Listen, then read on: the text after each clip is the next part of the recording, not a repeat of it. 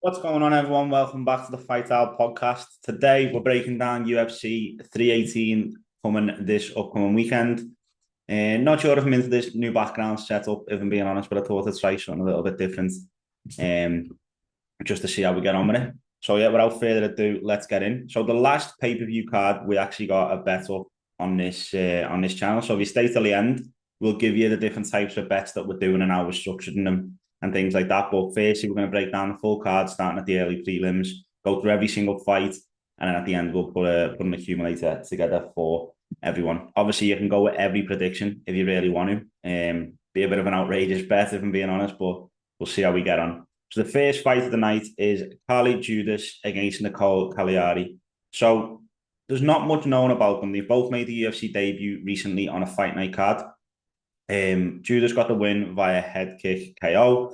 Cagliari got beat. I went back and watched it. I mean, Judas looked good. Winning via head kick is obviously always a nice one to do as well. For that reason, I'm going for her. Now, looking at the odds, Judas is actually a 1-3 favourite, understandably, because she won the first one. Her first fight in the UFC, and Cagliari is a 9-4 dog in the UK odds, that is. So going for Judas with a 1-3. Next fight of the night is Bruno Pereira against Jason McAvey. Now, Bruno Pereira, there's more UFC caliber opponents, obviously, than Jason McAvey. You know, he's been around for a little bit of a while. I'd probably think that Bruno Pereira would be the favourite. He got a good win against Armin Petrosian very recently. Now, if you watched the breakdown that I did for that, you'll know that I do quite like Petrosian, so I was shocked that he did get beat. Fighting a UFC debutant is always a risk, especially one that's coming in unbeaten, undefeated. But I feel like the experience will play a part here. I'm going to go Bruno Ferreira, and yeah, he is. He's a 1-6 favourite, which is obviously quite strong. Where I've gone around the houses to say it. Next fight is Ryan Spann and Lucas Brzezinski. So dead honest with you, I think it could go either way. They're both on losing streaks. There's not one that you're saying it is massively better than the other one or anything like that. I think I might say Ryan Spann got a bit more experience. He has moved to a heavier weight. I'm leaning towards Brzezinski, if I'm honest, if I had to pick one. And looking at the odds, Brzezinski is quite a big underdog. He's a 7-4 underdog, which is almost 2-1. And I'll be honest, I quite like it, quite because I don't think it's that wide of a fight. I think they're both very similar fighters. I'm going to go Lucas Brzezinski in this one. I'm powering through the early prelims, by the way, so we can get to the prelims and the main card. And this video isn't, 15 days long with you listening to me rabbit on. But I want to give a breakdown of each fight as well to give you, obviously an idea behind my reasoning and stuff and why we're doing the bets that we're doing as well. Now, moving on to the next one. Jimmy Crute against Marcin Prasnio. Now, Jimmy Crute is a very strong favourite because I've seen this already, but he hasn't won since 2020. He's had 2 draws and 3 losses, which is unusual as well, since obviously the leg injury that he suffered against Anthony Smith, which, if you watch any UFC combat, it's a horrible one. It's a horrible one. Basically blew out his knee. But I'm very inclined to go with Prachnio, who again is a 2-1 underdog, and I'm going to do it as well. Which means in the first 4 fights, you've got 2 big dogs on this. Now, I'll be honest with you, I think the Ryan Spann Lucas Brzezinski is a bit of a coupon buster fight because it could literally go either way. Jimmy Crute, I just don't think he's been the same since that injury. And it weren't like he was, championship level caliber then. Prachnio looks decent. I'm going to go with him.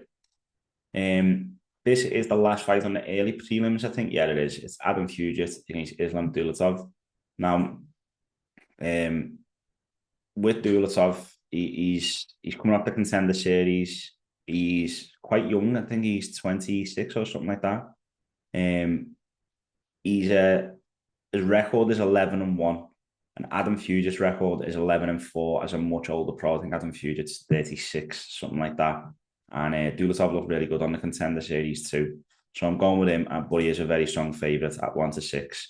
Right, now we're rocking and rolling. Now we're into the we're into the actual prelims, and we're flying through this, to be fair, so that's good. Now, next fight on the card is a Tabor Gautier against Robert Valentin. Gautier is coming off the Contender Series with a finish, which is great. And then he got a round one finish in his UFC debut as well, which obviously we love finishes over here. The UFC love finishes. He has really done well. Valentin was on top. I think it was the McGregor. I'm not sure if it was the McGregor Chandler one. I can't remember. No, I don't think it was actually, come to think of it.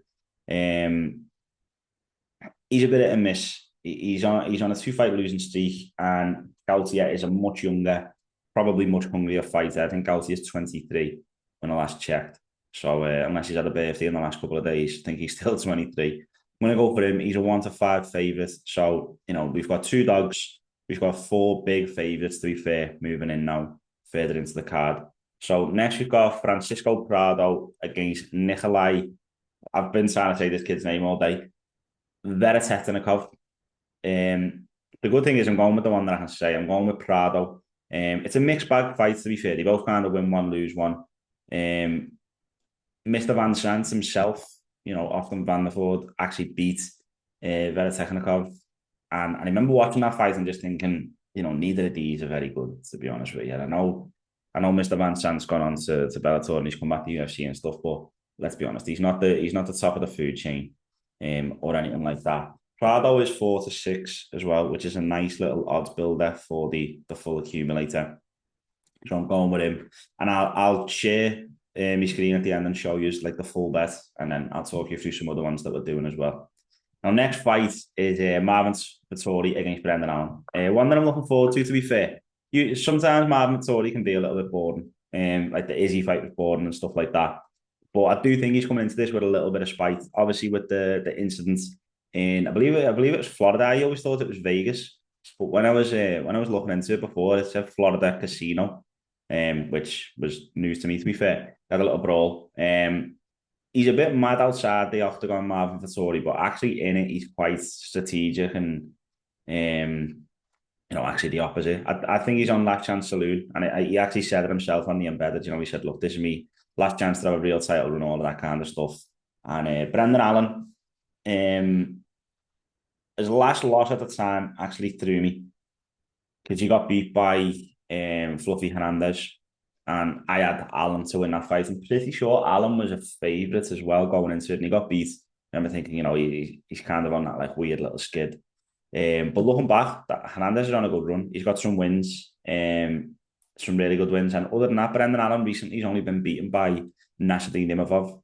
So when looking at it, you can understand why Allen is the favourite, and that's why our pick's going with Allen for this one. I think Vettori could come in absolutely fresh with a man on a mission sort of thing to prove after the brawl. He's got a chip on his shoulder, all that kind of stuff. But I just don't see it, to be honest. I'm going Brendan Allen. Now, next fight is Kyler Phillips against Vinicius Oliveira, I think, is it? Let me just double check that. Yeah, it is Kyler Phillips, and this is the main event of the prelims.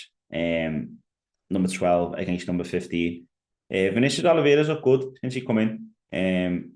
Beats Saeed Nurmagomedov. He's on a good run. I think this is actually quite a close fight because I think Kyler Phillips is capable of putting it all together as well. Me head saying Vinicius Oliveira by decision as well.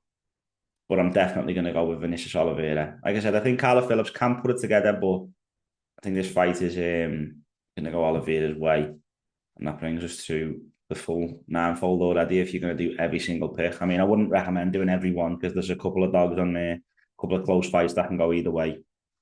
But look, if you want to and you're mad enough, let's do it. Now we're on to the main card. We'll talk about these fights in a little bit more detail. So the first fight on the main card is the lightweight bout between Michael Johnson and Daniel Zellhuber.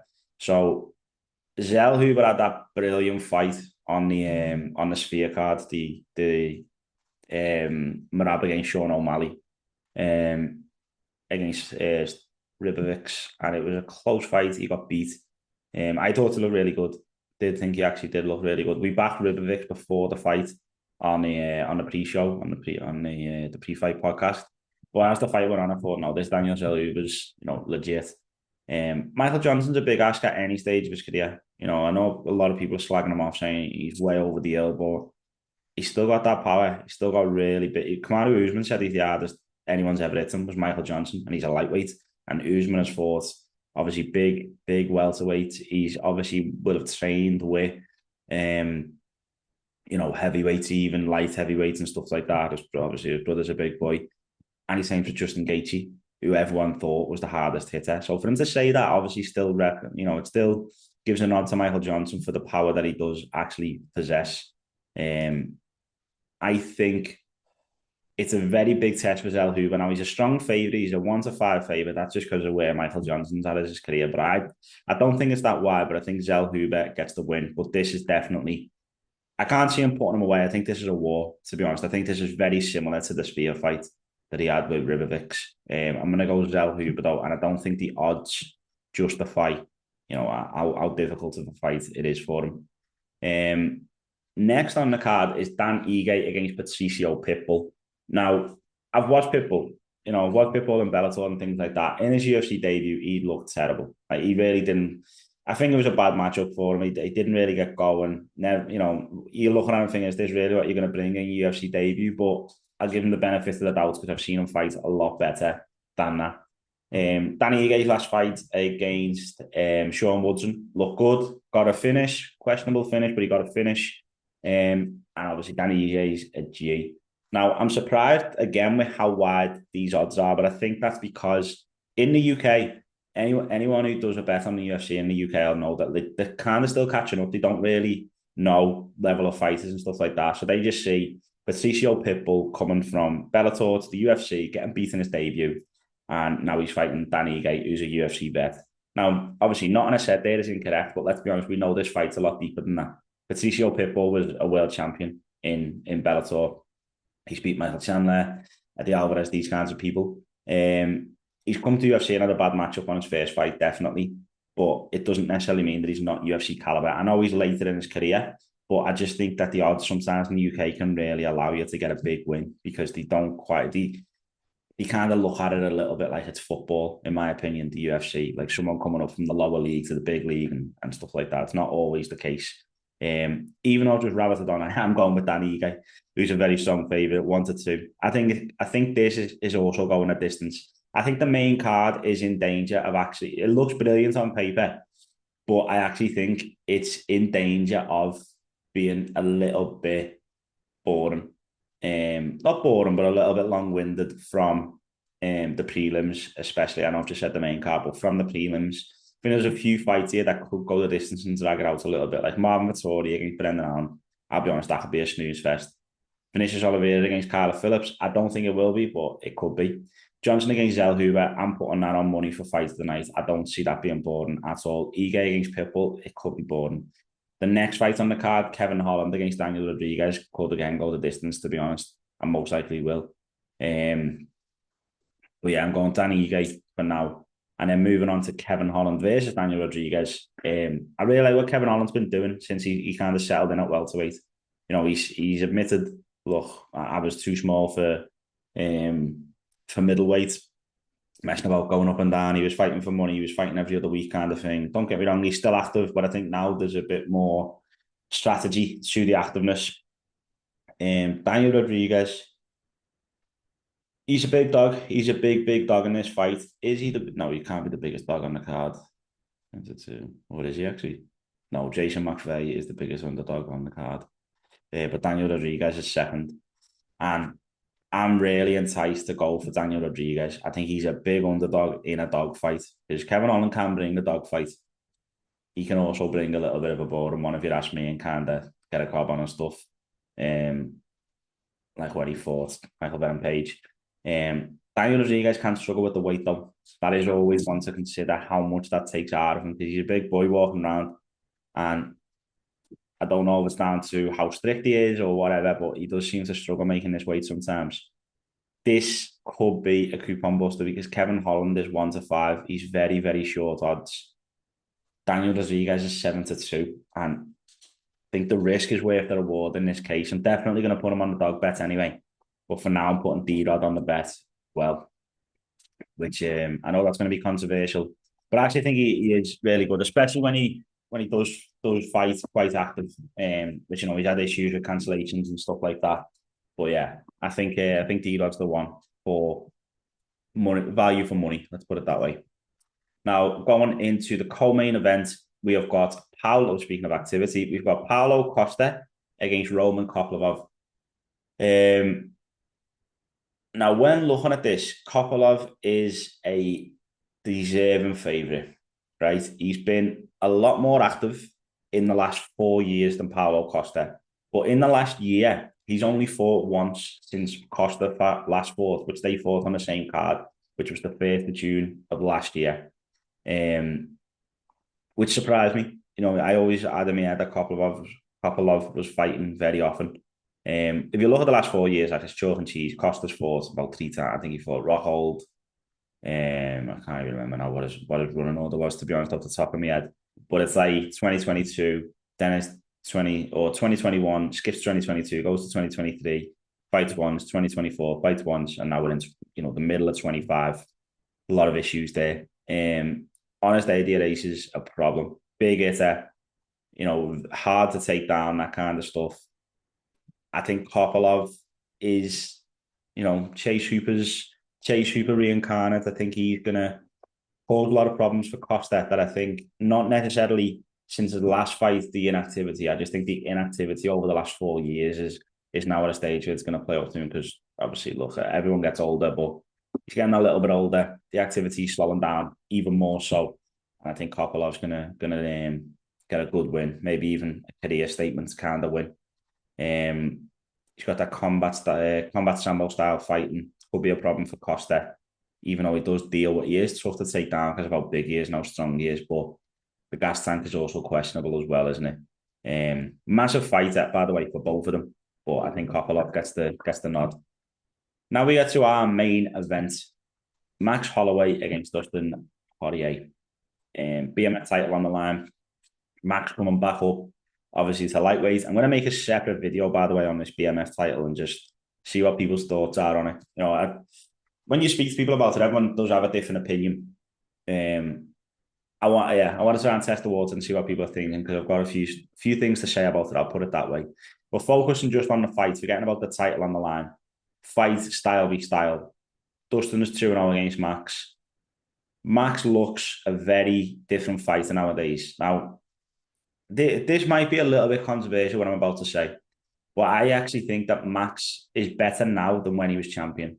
And people thought that like when he was champion, he was in his prime. When he fought Dustin, that second time, people used to say like, this is prime Max. I don't know if I agree with that. Don't get me wrong, it's a very good Max Holloway. But I think now he is a lot better. Now, if you take away that Ilya loss, right? Because obviously the recency bias and all of that kind of stuff, it's a big knockout as well, by the way, which could play into this fight. But take that away and just think about how good he was looking at featherweight and then moved up to lightweight and absolutely put a beating on Justin Gaethje. I know he broke his nose at the end of the first round and it did, sway it completely towards Max. But at the end of the day, he broke his nose at the end of the first round from throwing a spinning back kick. You can only credit him for that. I've seen a lot of people like, oh yeah, Gaethje broke his nose. We couldn't breathe. We couldn't do this. Doesn't matter. He still put him out cold. Dustin has been obviously fighting every single person at lightweight for years and years.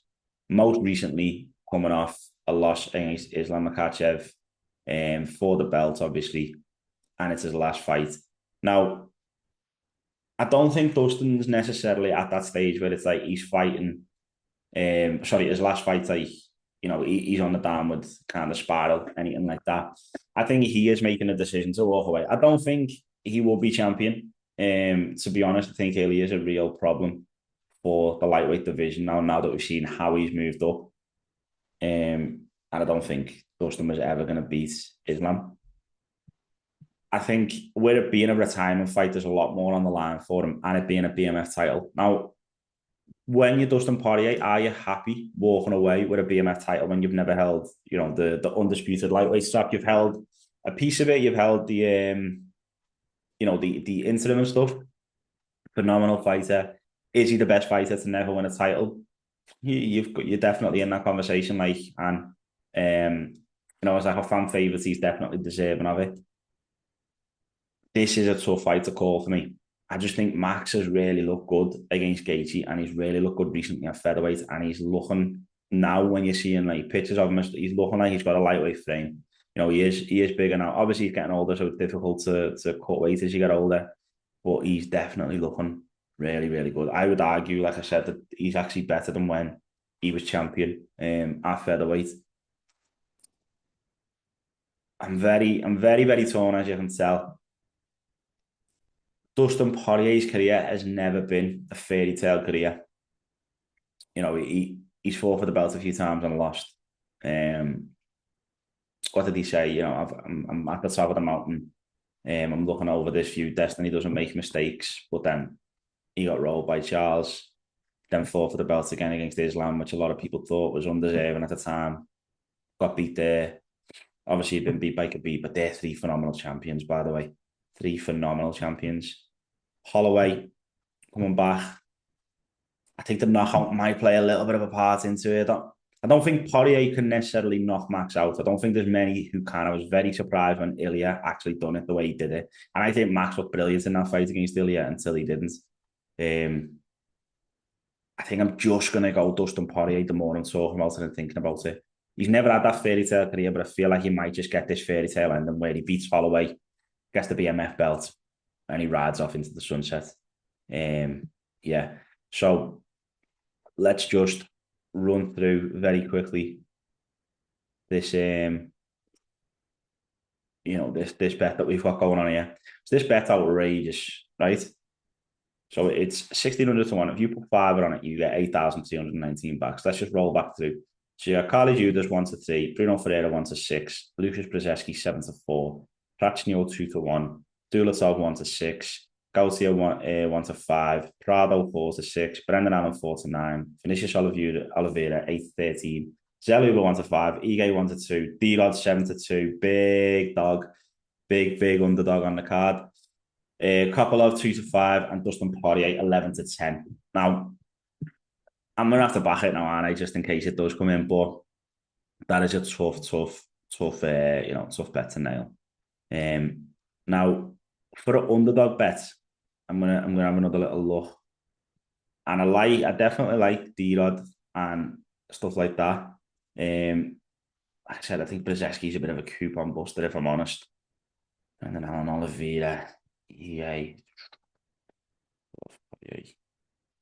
Now, if you wanted to do a more sensible bet, and then I started with a 2 to 1. Got Martin Prachnio at 2 to 1 to kick it off. Prado, Brendan Allen, Oliveira, Zell Huber. Do you know what I'm going to say? No, there's no point. I'll leave Zell Huber on. Ige, D-Rod at 7 to 2, Kopolov at 2 to 5, and Poirier at 11 to 10. And if you put a $5 on that, you get £1,400 back. I'm going to do some trebles as well. But yeah, do 20 quid's worth and see how we get on. But yeah, that'll conclude this video. I will be doing a video right after this on the BMF title and my thoughts on it. Love to get your thoughts if you can like, share, and comments. But in regard to this video, let me know if you agree with me picks. Let me know what you think of this background. The more I'm looking at it, the more I don't like it, to tell you the truth. Please, if you like this channel, comment, subscribe, like it. Any support would be much appreciated, just while we're trying to build it up and take it up a level. And I'll see you in the next one.